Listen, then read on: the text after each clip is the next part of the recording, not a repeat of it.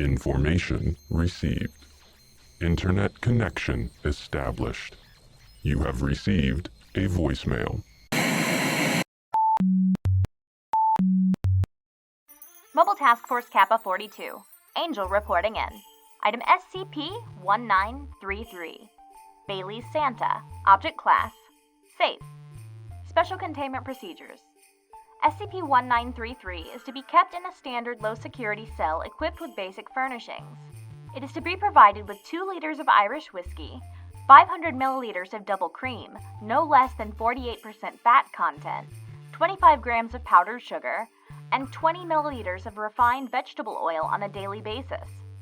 As SCP-1933 is unwilling to engage in basic hygiene, it is to be forcibly stripped and showered by Level 3 personnel on a weekly basis, and its beard shaved and nails clipped on a monthly basis. Its soiled clothing is to be considered highly flammable, and is to be incinerated as a fire hazard.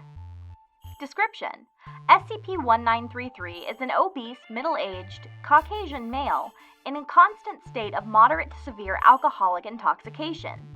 SCP-1933's bodily fluids, including both intracellular and extracellular fluids, consist entirely of a substance identical in composition to the alcoholic beverage known as Irish cream.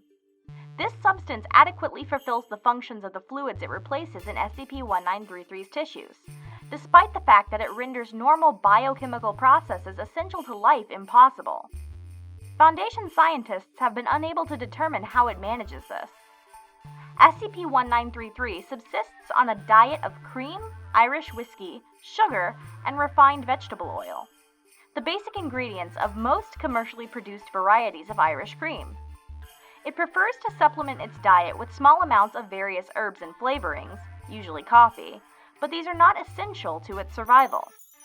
It is incapable of digesting anything that is not a standard ingredient of Irish cream, including Irish cream which has been prepared beforehand.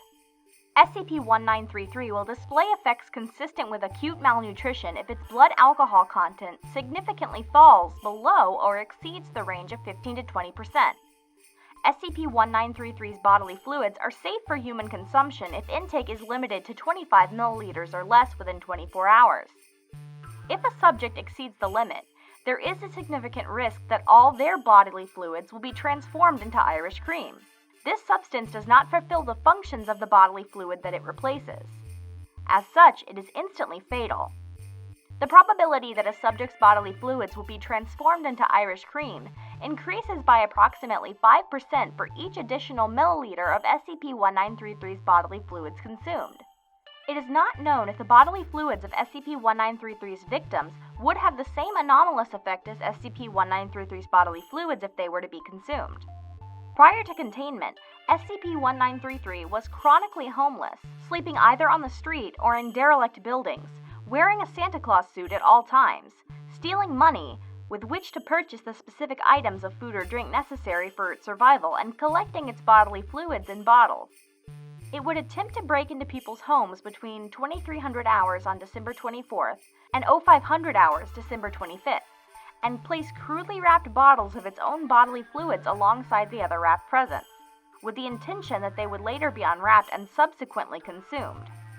SCP-1933 claims that this activity was motivated by a benevolent desire to give people presents, and refuses to acknowledge that its bodily fluids are fatal if consumed in large quantities.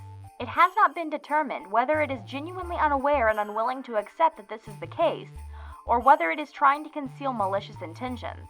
However, the general consensus among Foundation staff who have studied SCP-1933 is that the former is more likely. Alright, so there we have it. Now, keep in mind, this is not your regular old jolly St. Nicholas. I want you guys to enjoy your holidays, so stay safe, stay alert, and don't drink Santa's bodily fluids.